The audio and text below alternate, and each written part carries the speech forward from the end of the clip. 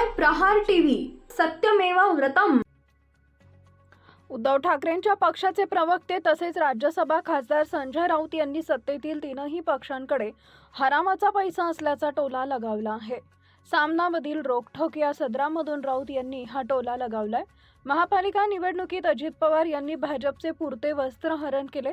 भाजपच्या भ्रष्टाचाराच्या व लूटमारीच्या फाईल्स आपल्याकडे आहेत। हा बॉम्ब टाकून त्यांनी खळबळ उडवली असं राऊत म्हणाले आहेत। भाजपनं त्यांचं सरकार 1999 मध्ये असताना 100 कोटीचा सिंचन घोटाळा केला व हे 100 कोटी पार्टी फंड म्हणून ओळखले। या व्यवहारात 10 कोटी लाच म्हणून अधिकाऱ्यांना दिले। पुरंदर जलसिंचन योजनेत हा घोटाळा केला। योजनेची किंमत 330 कोटींपर्यंत वाढवली।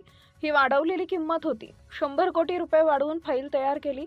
199 कोटी म्हणजेच 1999 मध्ये 100 कोटी म्हणजेच आजचे 2,000 कोटी।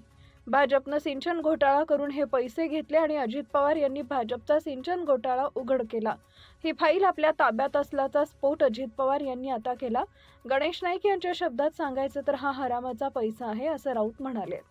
अजित पवार आणि शिंदे यांच्याकडे मोठ्या प्रमाणावर हरामाचा पैसा आहे।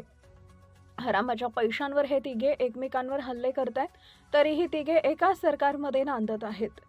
भाजपनं माझ्यावर 70,000 कोटींच्या सिंचन घोटाळ्याचा आरोप केला, पण आज मी त्यांच्या सरकारमध्ये आहे असं सांगून अजित पवार यांनी पंतप्रधान मोदींचा व मुख्यमंत्री फडणवीस यांचा मुखवटा फाडला।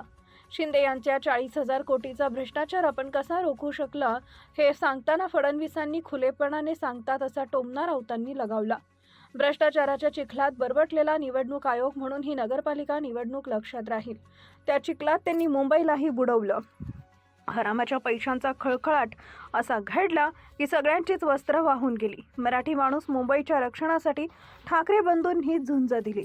हा अस्मितेच्या लढ्याचा इतिहास नव्यानं लढला जाईल।